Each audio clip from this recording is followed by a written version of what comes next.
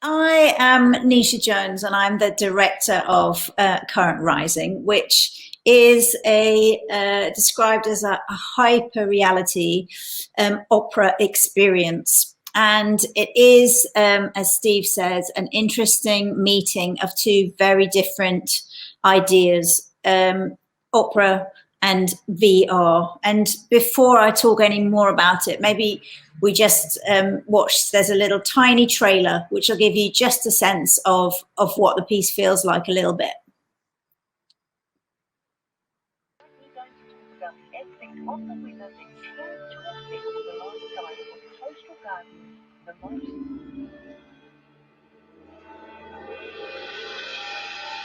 Start with your feet up here, in the standing, waiting, walking.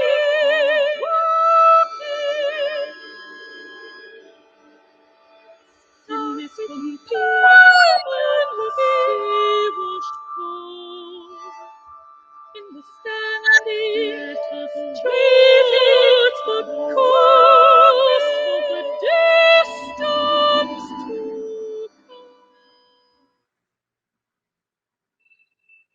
come. Okay, so I don't know quite how much about this project that little sting tells you, but the idea came to me via the Royal Opera House, because I'm a theatre maker. So my background is quite literally in the storytelling part of storytelling.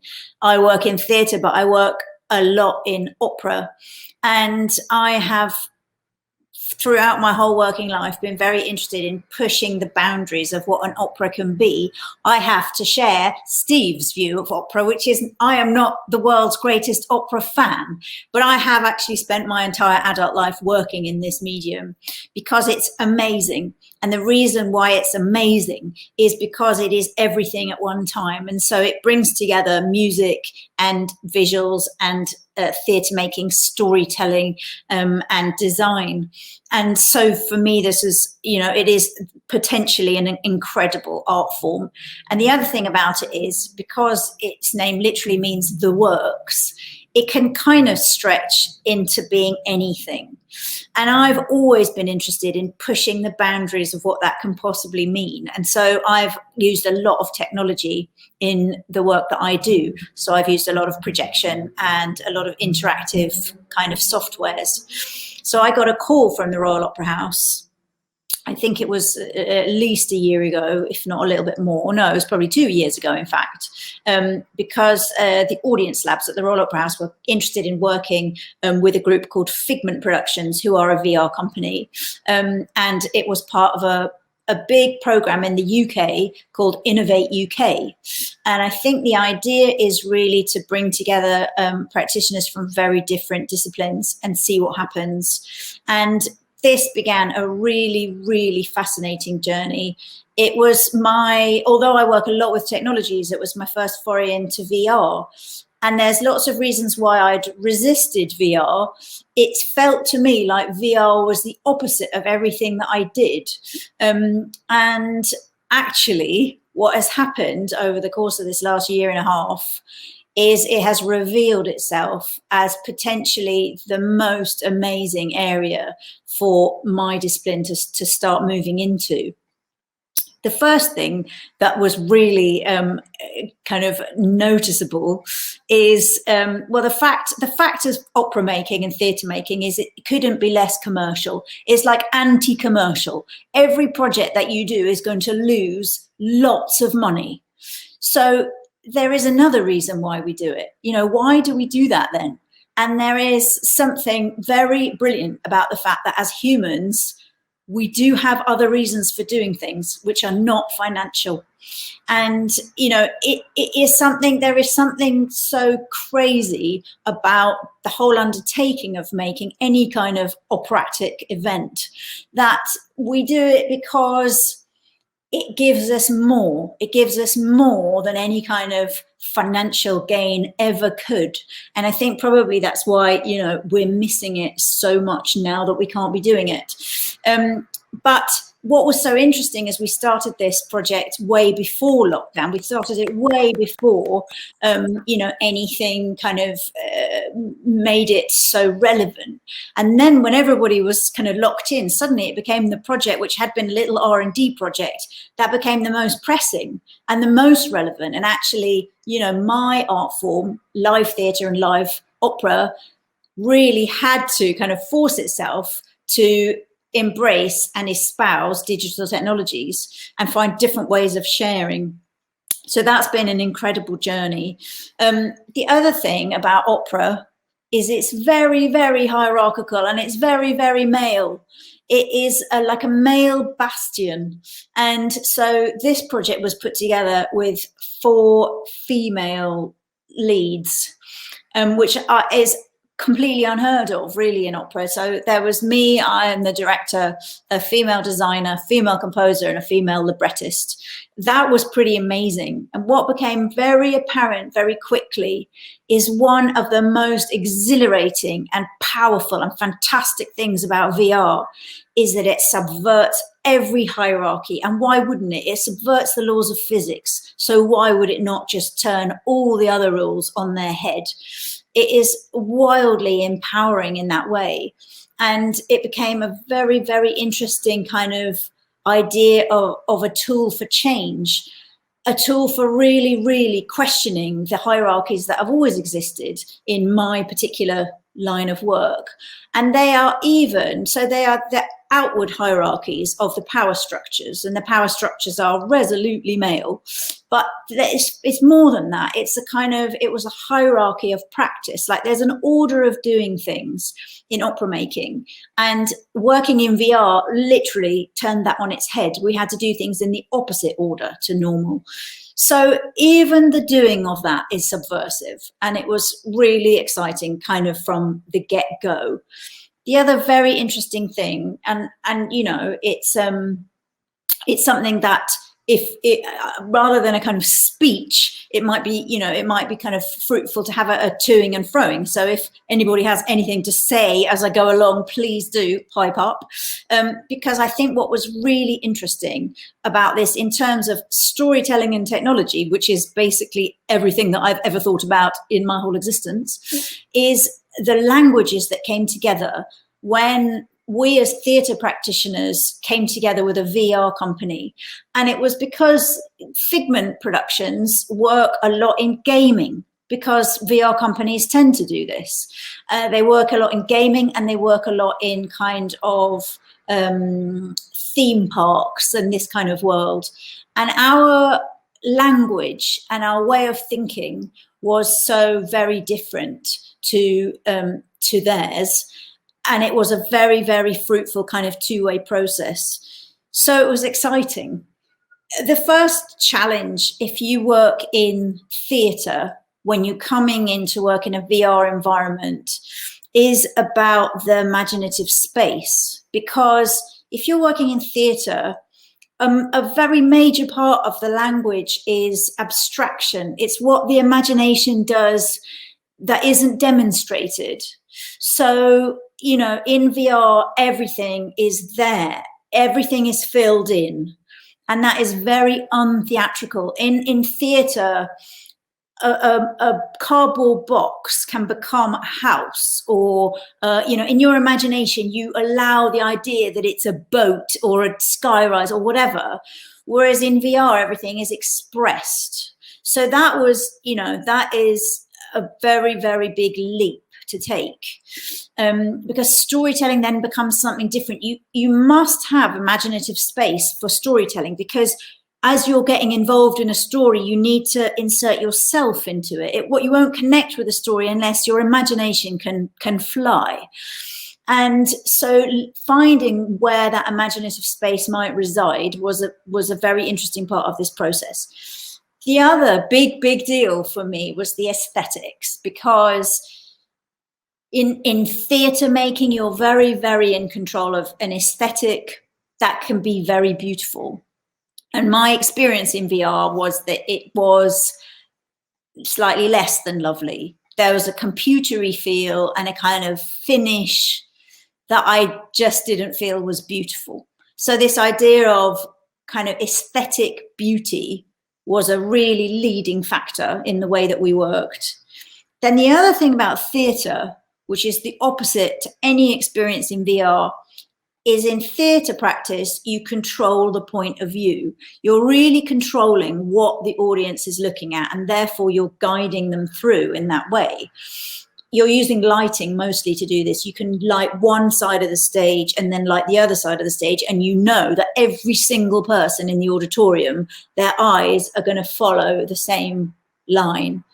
And obviously when you're in VR, you're guiding yourself, your ad lib, so you never quite know at any given moment where an audience member is going to be looking.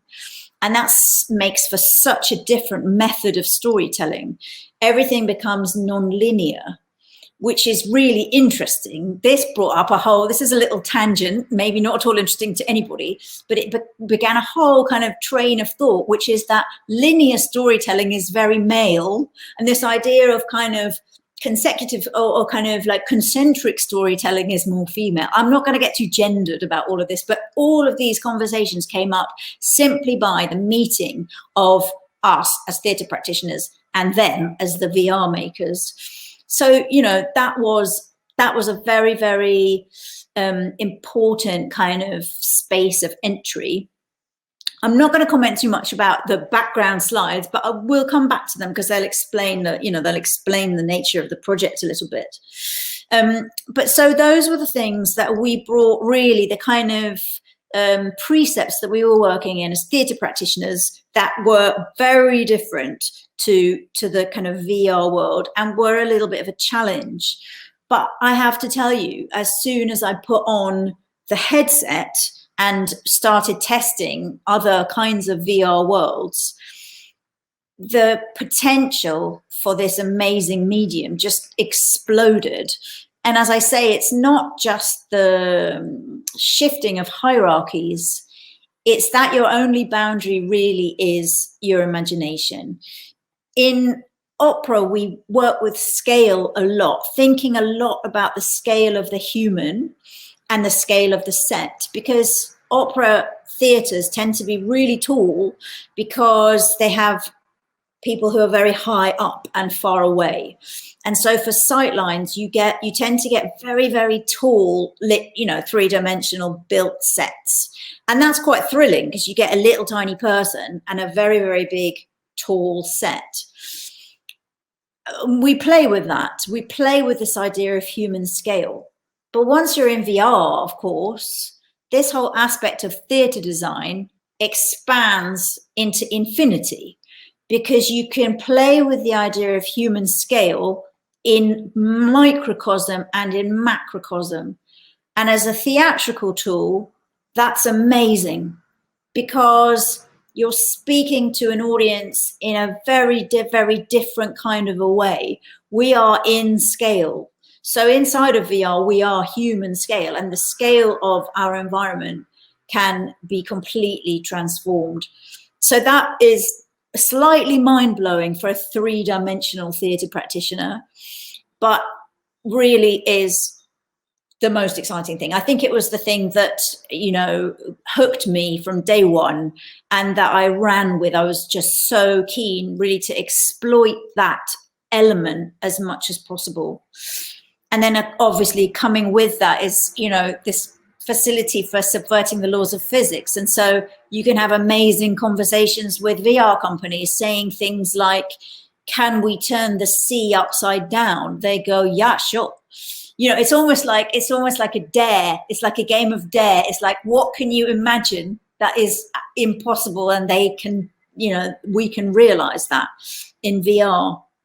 And so that is something that, as if you're dealing with, normally you're building a 3D set, the possibilities of a virtual set are beyond exciting and so overwhelm the difficulties of surfaces.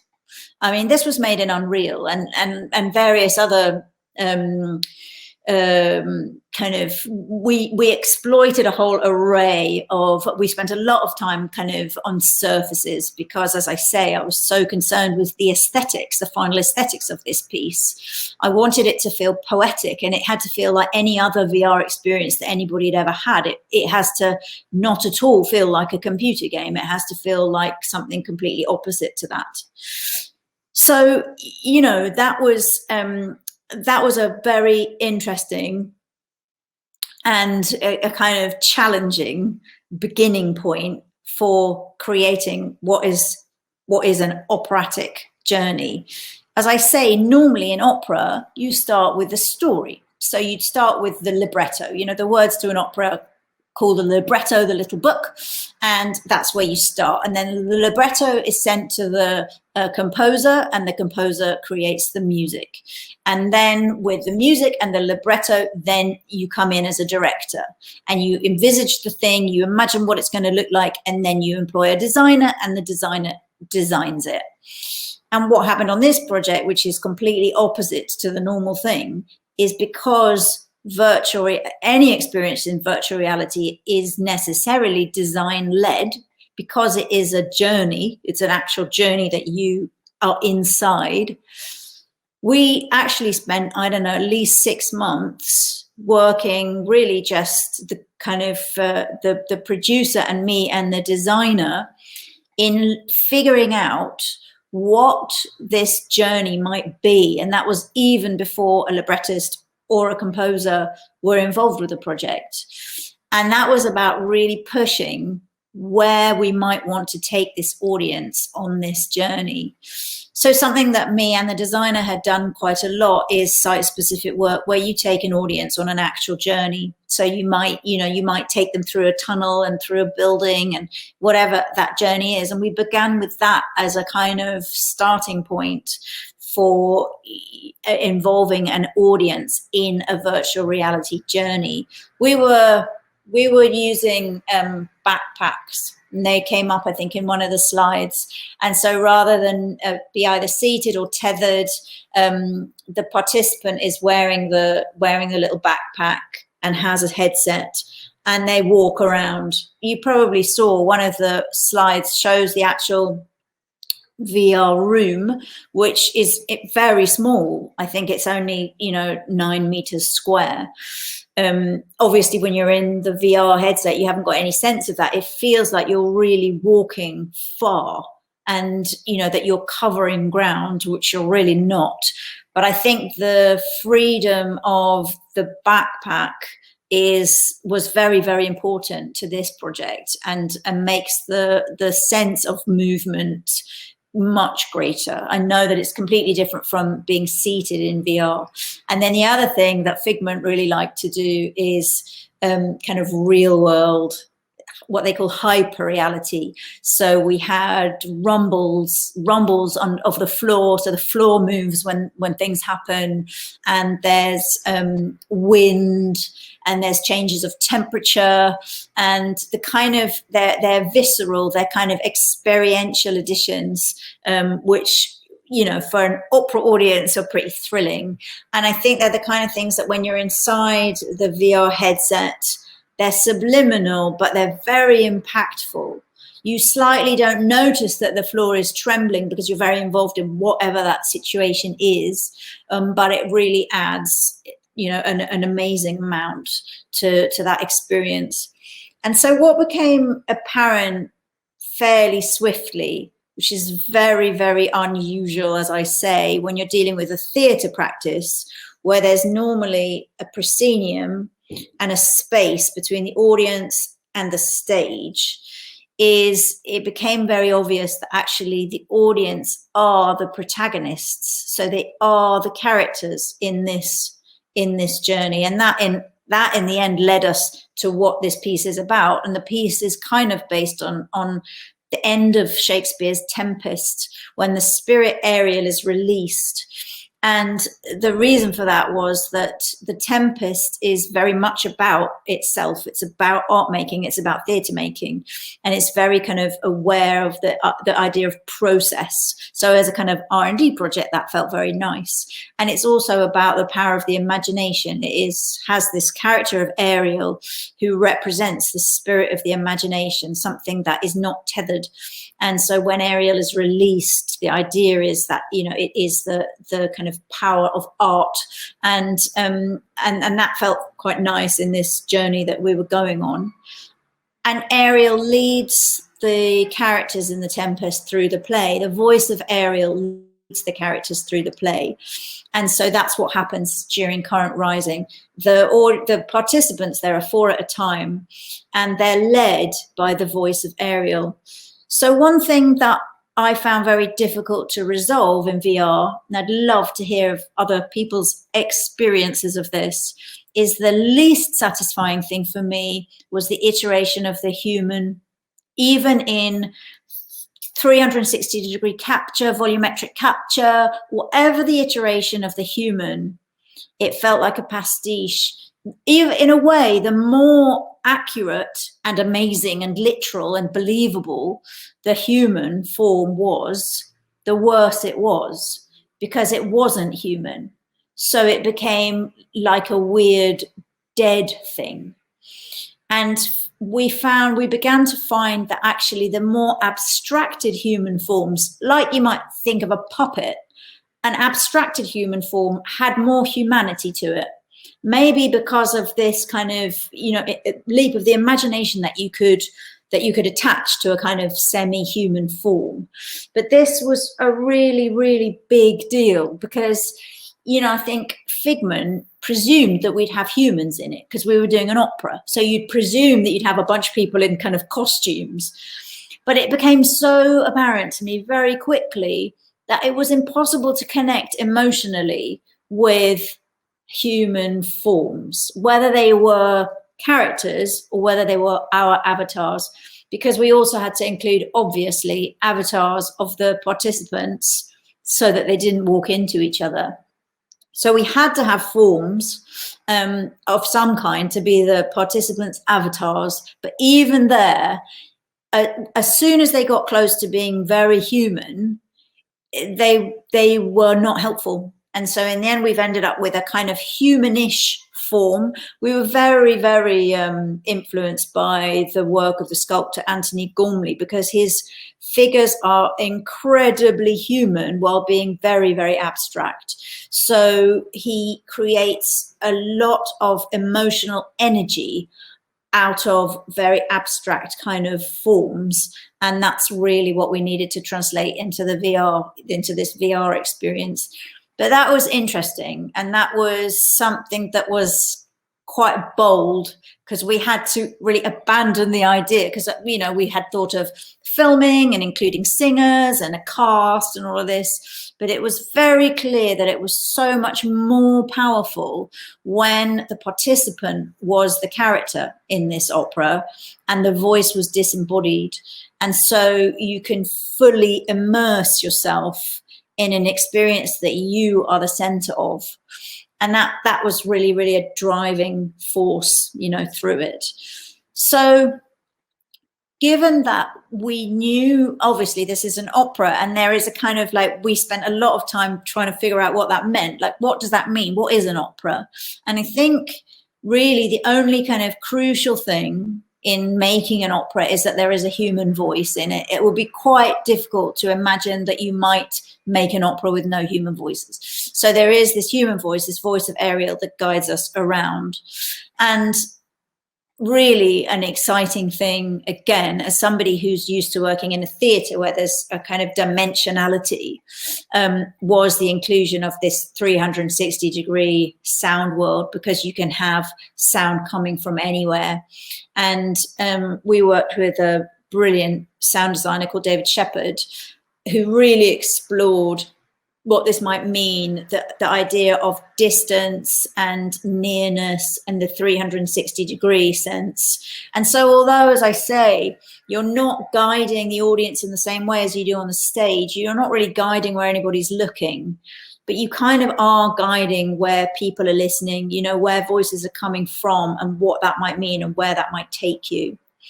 So, you know, these are all things that are totally impossible in real life, and everything that was impossible in real life but possible in VR became my absolute driving force, because I think that's where things start to get exciting. They get exciting when you can achieve things that you couldn't do in another way. There's not much point, to me, this is my humble opinion, in just translating one thing from one kind of medium to another. It's why I'm not super keen on the whole thing of like opera on film or opera on telly, or, you know, except for now when, you know, it's quite nice to kind of have something going on while we're all stuck at home. But it just feels like really the job is to explore what that software means. What does it mean and what does it offer? But specifically, what does it mean? I mean, I have a very strong feeling about software because it has a meaning. Each different software is made by humans. The human hand is everywhere, and the human hand is what we're responding to. It's not the math, and it's not the technology. In fact, in a way, there is no such thing as technology. Technology is simply a human tool. It's just our tools. It's tools that we're making, and we're making them to communicate whatever we're communicating with each other. And, you know, this is kind of away from the VR. This is something that I've spent a lot of time really thinking about and exploring, because my feeling is that softwares have a personality, and we respond to that, you know, as art makers, the way that we use these softwares. And there are some, therefore, that I just totally resist and, you know, steer away from, because the very soul of that technology is about money making, and it's kind of cold and arid and dry, and you're never going to make anything beautiful with that software. And there are other softwares that are, you know, very, very different to that. That's a kind of, there's a much more toing and froing. So, you know, that's the areas of thought. And I don't know if anybody would like to, I mean, I can carry on talking about this project probably until I'm blue in the face. So I don't know if there's any kind of comeback or anybody wants to chip in at this moment. Steve, do you want to moderate? Yes, I do. I thought I was going to be in this little box to your right, but I am not, at least not at the moment. So if people want to ask questions in the chat, I'll voice them out. Or if you want to click one of these three little boxes under the chat, you can join via video. So let's just start here. It would be great to, well, someone's asking if they can see images of your sketches or your design process. Is that private? Can you share that? It isn't private, but I just don't have it to hand. But they are, because we haven't opened yet, there's a slightly guarded feeling about this project. We were due to open this project in December. And in fact, we got to technical runs and a number of people went through, about 120 people probably went through it, but they were all in-house. So they were all Royal Opera House people. So the show now is going to open in April. And because it's opening in April, there's a slightly guarded feeling about what is shared. But I'm sure that after it's opened, there'll be a lot online and easily shareable about the whole design process. And will it come to other shores? Yeah, the plan is that it will come to other shores. I think there's already, I can't remember where in New York, but there was somewhere already that there are conversations where it might come. I mean, you know, it's a very easily transportable thing. We've made a physical set for it, which was one of the images that came up. You could probably see it's in fact, it says current rising, and it's a 3D set. And it was very important that it was very beautiful. It's like a jewel, and it sits on the stage at the Royal Opera House. So you can probably flick through the images and we'll get to it. Well, yeah, there's a kind of, you flip past it, and it's not a very good angle, actually. It's before that one. You can't really tell, but basically it's a physical set, and it's made out of the words current rising. And you come down through the auditorium where there's a sound design. So you're kind of like descending into this strange world, and you cross onto the stage. And I think for a lot of the audience, that is really weird, but also quite exciting, because normally you're obviously stuck in the auditorium. And so here you're walking onto the stage and into the set. So you enter this set. It's a very white, pristine environment.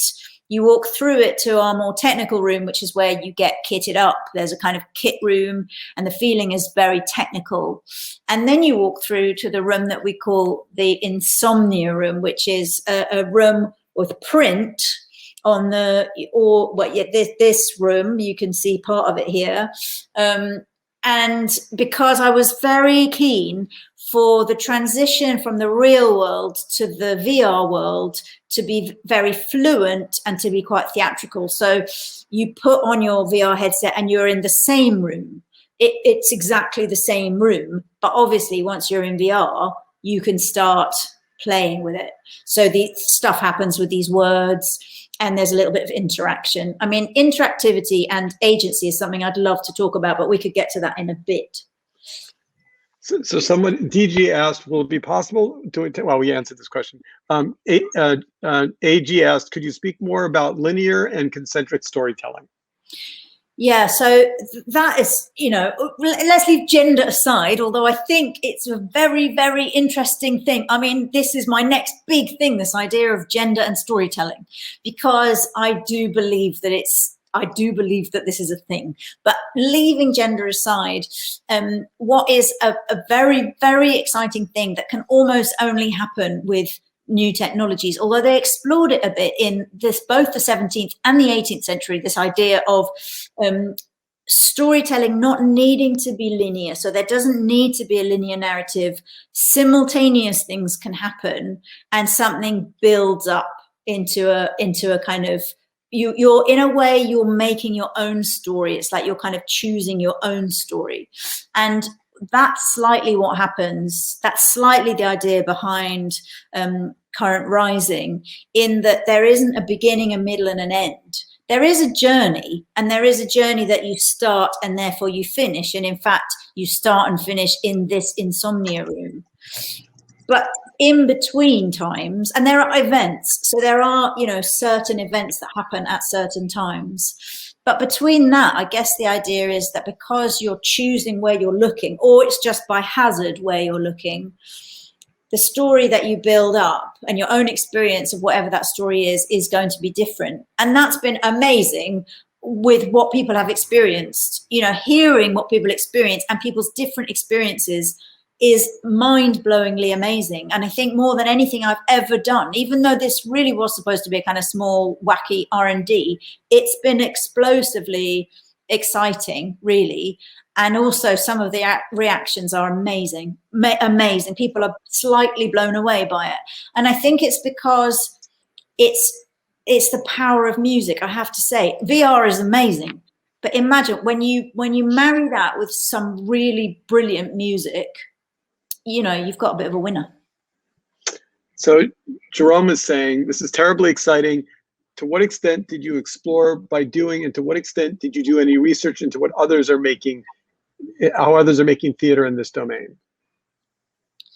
Yeah, that's a brilliant question, because really you can only explore by doing, because you can't imagine, you can't even really talk about VR, and you can't really imagine it. You have to be in it. And that was very interesting and also expensive. So the thing about this being totally non-commercial couldn't be more true. I mean, it was ludicrously labor intensive. And but we were very lucky, because the company that we were working with, Figment, I think were just as excited about this process as we were, because I think quite often their process is working with clients. And that, I know that feeling. I've only worked maybe once with clients, because I did a design for a museum exhibition, and the process is so different and it's so dry. And you have to, well, you're delivering, and then like 40 people are in a room, and you have so many meetings, and you're going over the same stuff, and they check everything. Everything is checked as you go along, and it's and there's something sounds delightful. Yeah, it's not delightful, but you add zeros on the end of your fee, so it's kind of worth it.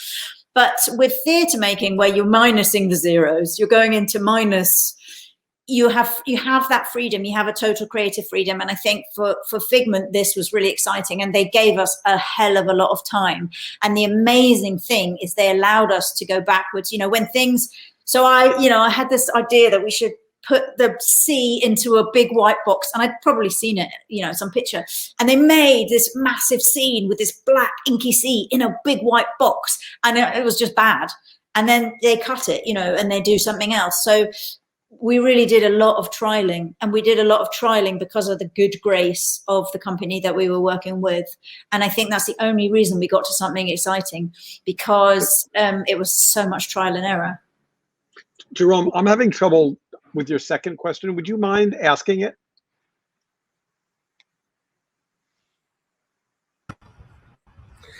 Hi, can you hear me?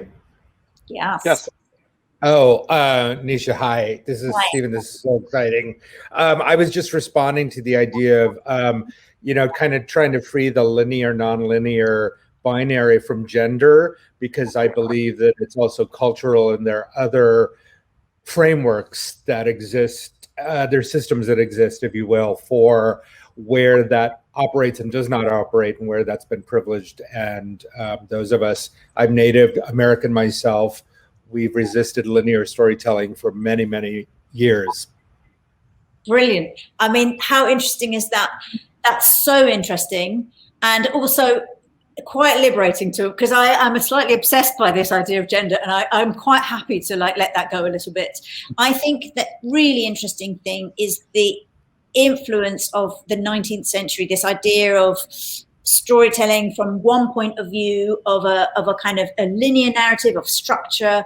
And actually, when you begin to get rid of all of that, and as you say, you look at different sources and different traditions, you get some really, really exciting ideas. And what's really exciting is when you marry that with, like, theoretically 21st century technologies. So you're going back to something folkloric, you're going back to something really embedded, really rooted in culture, and you bring that into, so you slightly jump the 19th century, I think, and you jump the kind of when things started to get kind of solidified into forms and art forms and separating art forms, this idea that a book is this and a play is this and music is this, and they're separate and somehow they're not. This idea of plurality is something that we've been slightly terrified of, and it's absolutely brilliant. Plurality must be better. It's exciting when the mixing of things, to me, is exciting. And so, yeah, I love that point. That's really nice. Thank you for sharing. All right, we have time for one more question, and I'm going to take moderator's privilege and ask it. And I ask it knowing that it's slightly controversial. It's very hard to say the word COVID and positive in the same sentence. But for a lot of the artists that I've been speaking to in preparing this day, they tiptoed into the fact that the challenges of COVID forced them to challenge limitations they thought they had in their work and have taken them to new places. Will you go back when in a year when COVID is gone and we're all back to living normal lives and getting on airplanes and traveling, will you go back to the work you did before, or will this take you to a place that will forever be changed for you as a creative artist? 100% forever changed. Nothing will ever be the same again, for so many reasons. I mean, it's a totally brilliant question, and it's an amazing thing to have a positive feeling about COVID, because it's so devastating, and especially in my art form, which is a live art form, it is devastated. But there are these green shoots, and there are also these amazing challenges of lateral thinking that have just offered up incredible opportunities. And one of those things is this sense of doing things remotely. I mean, even this, we wouldn't have done this, and this is quite amazing, I have to tell you. But also there was a feeling of this as we were going through this project. We did a hell of a lot of it remotely, and that's, amazing, absolutely, and exciting. And I think not only that, I think it is about exploding things that we had taken for granted for so long. We have had to question everything, and questioning everything is incredibly healthy and good. So yeah, I think it's it has been a life changer, probably. Well, thank you so much. Everyone, a round of applause. Naisha, a wonderful job. Very exciting. Thanks. Okay.